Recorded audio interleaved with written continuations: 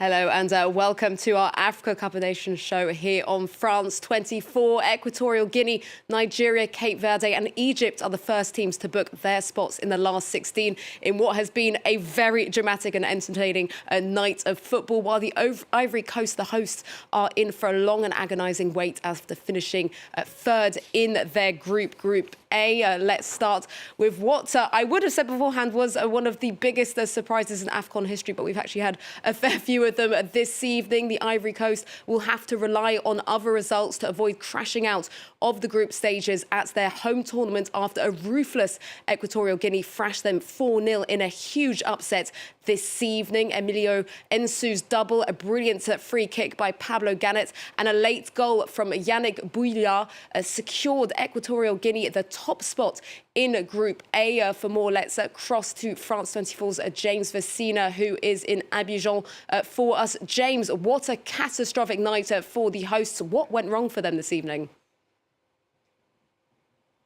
Catastrophic night. What went wrong? Well, perhaps it'll be faster to answer by what went well, and that's simply nothing. Nothing went right for Ivory Coast tonight. Every side of the pitch, it was terrible. If you look up in front, they had so many opportunities, threw them every single one away, and from what it looks like from our side is that really there's a lack of communication between the players once they get into that final third, as we'd seen in the last game against Nigeria. Well, they just wasted so many opportunities. They tried when they were down, 3 goals down. The manager tried to shuffle things up. He had 1.5 strikers out there, 5 forwards out on the field, and only ended up making things worse in the end. A terrible night for Ivory Coast.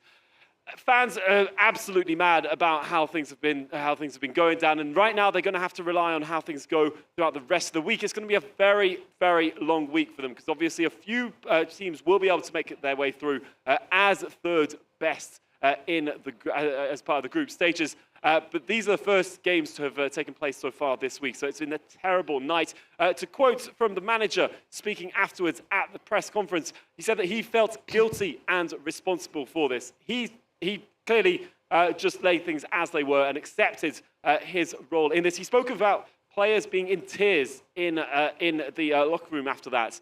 So a huge, just devastating night for fans and of course, for the team as the host nation here in Abidjan. As you just said there, James, obviously a lot of disappointment for fans, and Ivorian players were visibly in tears at the end of that game. They were booed off by angry fans in the stadium. It looked pretty tense at the end there in the stands. It was tense. I think this tension was building up the whole time. I think the nail on the coffin really was that second goal that came in the second half. After that, it was a mountain to climb for Ivory Coast to be able to come back. They needed to try and win this. They did everything but the opposite tonight and just let 4 goals in instead. From that second goal, people started leaving. It was pretty early on in the second half. Very quickly, a third goal came in just a minute later. More crowds left, and as the final one came in, that 4-0, well, the stadium just emptied itself. And the look on people's faces was just one of despair. They were stunned. They were watching their team, just couldn't believe literally what was going on because, of course, as the host nation, you expect to do much better from their status also. As a strong team, as things normally stand, they should have done much better throughout. They managed to get that win in the opening game of the tournament. Since then, it's not been good at all for them. And there were some scuffles that came up in the stands opposite us. We seemed to see what seemed to be some fights going on within the stadium. The security came in really, really quickly. That was after that 4-0, after that 4th goal that came in. And there was even the police that came in too. From what we're hearing, there's also been some issues in town. But first, have a listen to what some of the supporters have been saying, who we spoke to after the game, because this is very, very fresh. We've always said that Gasset can't pull his weight. When you look at his record in the French league, what did he do for Bordeaux? He's done nothing. What did he do for PSG? Absolutely nothing. We've always said we didn't want Gasset. How can Côte d'Ivoire be humiliated at this Cup of Nations? I can't believe this. It breaks my heart. I think the problem is the team. The coach makes his ranking, but it's up to the team. It's up to the players to show they're capable of doing something. They're all professionals. The coach does what he has to do, but the rest is up to the players to do what they can do. Well, there you have it, and that is, as you can imagine, the thoughts on everyone's minds at the moment. To give you an idea, what the team and the coach stayed in the locker room for about 2-3 hours after the game. They never left, and basically spent the whole of the next game after that just in the locker room, unable to leave.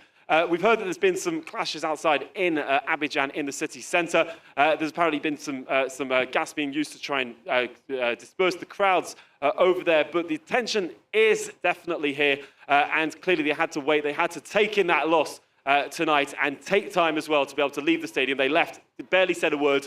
Most players didn't say a word. Only heard from the coach then, as mentioned earlier on, who takes responsibility for this massive, massive defeat for the host nation. A night to forget for Ivory Coast, but they'll be holding on to some hope that they will sneak through to the last 16. James Messina in Abidjan for us there. We'll be crossing to you again later on. Well, it might be a bad omen for Ivory Coast because they were knocked out in the group stages. The last time they actually hosted the competition back in 1984. That was the last time, actually, before this evening, that any host had lost 2 of their AFCON group games. And let's take a look at those best third-place teams as things stand, because the top 4 of those teams will get to progress into the round of 16. The Elephants now will have a long and agonising wait for the rest of the group stage games to finish, to see if their 3 points and goal difference of -3 will be enough to sneak through to the group stages. There are several teams, of course, left to play their group games, and we'll be keeping an eye on all of those as the competition wraps up over the group stage games, wrap up over the next few days. But let's, Ruben, quickly talk about Equatorial Guinea, because we've obviously said that this was a disastrous night for Ivory Coast, but it was a brilliant one for Equatorial Guinea. A remarkable tournament so far for them. Yeah, and you can even say, I mean, this was the perfect game. It's easy to now blame and talk about Ivory Coast. Of course, they made their mistakes, especially defensively, I think, in this time. But yeah, how often do you see that one team crosses literally 4 times the line every time when they came to the goal and the ball was in? It was Murphy's Law today for the Ivory Coast, and it was the inverse Murphy's Law for Equatorial Guinea. Everything they did was perfect in offensive play, and they defended pretty well. They were also a bit lucky, 2 offside goals, so. Yeah, they're a really tough nut to crack, and that's already for also last tournament that was the case. I think honestly that's the team that all the opponents don't want to play right now, because it's really hard to play them. They defend really tightly. They're strong in defense. They have quality up front, and Sue is one of the best strikers so far in this tournament. So he's the top scorer as it stands. Yeah, and if you look at the goals today as well, really clever goals. Especially the first one is a true striker's goal. Exactly what the Ivory Coast was missing. That striker. I mean, Ivory Coast has a lot of interesting players forward, but no goal scorers. Boga is not a real goal scorer. Kouame isn't it. So Diakite today. They are missing Sebastian Haller, but yeah, it was also one of those days. I understand the anger of the people on the Ivory Coast, of course, because they were expecting so much more, but it also had to be today for Equatorial Guinea, it seems. Well, let's move on now to Group A's other game. Nigeria beat Guinea-Bissau 1-0 to progress to the last 16. That means that the Super Eagles finish in second place in Group A. Ruben, back with you. Nigeria dominated the game, but they failed really to kill it off with any concrete opportunities. On paper, they have one of the best attacks in the competition, but we're not really seeing it so far.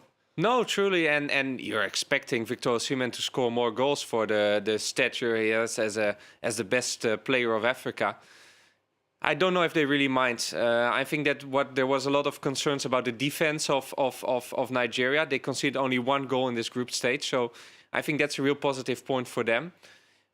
Did they impress? No, not that much. Was it necessary? Maybe also not. So yeah, the new tournament starts now, and now it's up to those attackers to show what they're made of. Yeah, I don't see them as a true favorite if you look at those 3 games, but it is stubborn. It's well organized. I think that the game against Ivory Coast gave them a lot of confidence, at least. So maybe they can pull off another upset in the next round. It also depends a bit who they're going to play, of course. Exactly. On that, we're going to now. The Super Eagles, Nigeria, could be facing either Senegal, Guinea, or Cameroon in the round of 16. So they could be in for a tougher test. We'll have to wait and see. Let's move on now to Group B. And this is where it all gets a bit dramatic because there were lots of last-minute goals that was making us all very excited in the newsroom. Cape Verde held Egypt to a 2-2 draw. There was some lots of drama with last-minute goals, and Cape Verde literally pulling one back with, I think, one of the last kicks of the game. Ruben, do you want to fill us in exactly what happened? Because yeah, it's a nightmare for a presenter, but for a football lover, it was one of the best nights for a long time. I mean, it went all the way. We're also going to talk about Ghana against Mozambique, but I'll leave that to James. But yeah, also Egypt, Cape Verde. First of all the credits to Cape Verde for playing the game, because they didn't have to. They were already qualified. They won the group, but they really came out to play. And that gave a really nice game. You saw that Egypt, without Mohamed Salah, there was also a lot of tension because they were afraid to lose. At some point, they were down 1-0. They came back, won a fantastic goal, I have to say. And then they scored in the last minute, and it seemed all to be okay until in that last kick of the game, there was even another drama. But they didn't know what was happening at the same time in the other stadium. So, yeah, it was mayhem all around. But, yeah, a great game to watch. Cape Verde, 7 points, incredible. Egypt also through with 3 points. Yeah, Egypt, it will be... I think all their games will be like this. It's now 3 times that they play 2-2. A lot of excitement every time around. Mohamed Salah was also in the stands. He will be back. We don't know yet, but yeah. Will he be back though? We think they say that he would be fit for the semi-finals. Yeah, if you see them like how they played today, it's not really I don't think that semi-finals is realistic. But listen, Egypt. I also remember that we said exactly the same thing 2 years ago, and they went on to the final when it was all. It's also there's a lot of mentality in that team. There's a lot of people who really. Players who really are onto it. Trezeguet, who came on today, who had a fantastic second half. So yeah, it's always exciting, Egyptian games at least. Yeah, well, with 7 record titles for Egypt. If anyone can pull off some surprise in this competition, it definitely will be them. Let's end with another very dramatic game against Mozambique and Ghana, also in Group B. That caused a lot of last-minute movement as each team scored a goal in that one. The Black Stars were held by Mozambique, that game finishing 2 apiece. Let's cross back to James Vecina in Ivory Coast, who can maybe decrypt all that for us. A lot of last-minute action. What a lot of drama. What a game, James. Run it through for us. Yeah, well, I can definitely echo what Ruben was just saying there, because we could barely understand what was going on here, whilst at the same time what was going on for Egypt. A huge shuffle there in the group for them. But for Ghana, well, this should have been their win. They had it in for them. They were up 2-0 until the final minutes, and only for them to let 2 goals in from Mozambique, with some mistakes coming in that way. This should have been their night, but they bow out there in 3rd place. They've got 2 points. It seems very difficult for them to make any advance, but they'll be kicking themselves for what they did tonight. Mozambique, well, they head home in any case, but they'll have saved a little bit of their pride for the end of the tournament. But that was a rough night, and one difficult to keep up with, because for a while Ghana was going to be going through. But deception in the end, a lot of deception over here in Abidjan tonight. Some big surprises, of course, coming out, as there have been quite a few at this tournament so far, and I'm sure there's plenty to come when we look at all the games that are to come over the last match day over the rest of this week.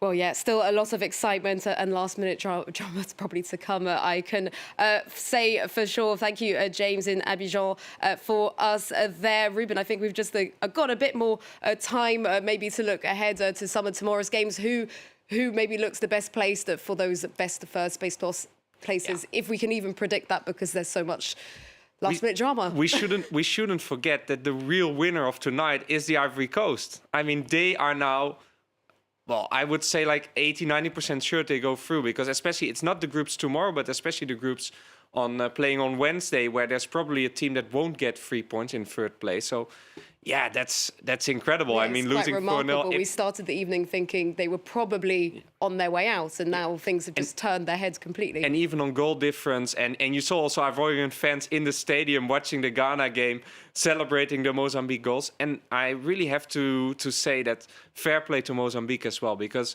that was one of the teams that really tried to play in every game, and they had a bad game against Cape Verde, but the other two games against Egypt and Ghana, they really tried, and they gave everything they had until the last seconds. And a huge mistake from the Ghanaian goalkeeper, I have to say. But yeah, so yeah, probably I think that tomorrow all the other groups are also now looking with, okay, this is even as a third team you can go through quite easily. Tomorrow, of course, it will be Algeria. Algeria didn't win now for 4 years in the AFCON, and they really don't have the right to lose against Mauritania. They are in the lucky circumstances that also for them now a draw is enough. So yeah, that will be again. I feel that there's still some crazy days to come. We'll have to wait and see. That's all we've got time for this evening. A big thank you to Ruben Slater in the studio with me here from Eurosport, and James Vecina in Ivory Coast. We'll be back here again tomorrow at the same time. That's 11:10 Paris time for all the latest from the Africa Cup of Nations, when Groups C and D will be decided. Goodbye for now.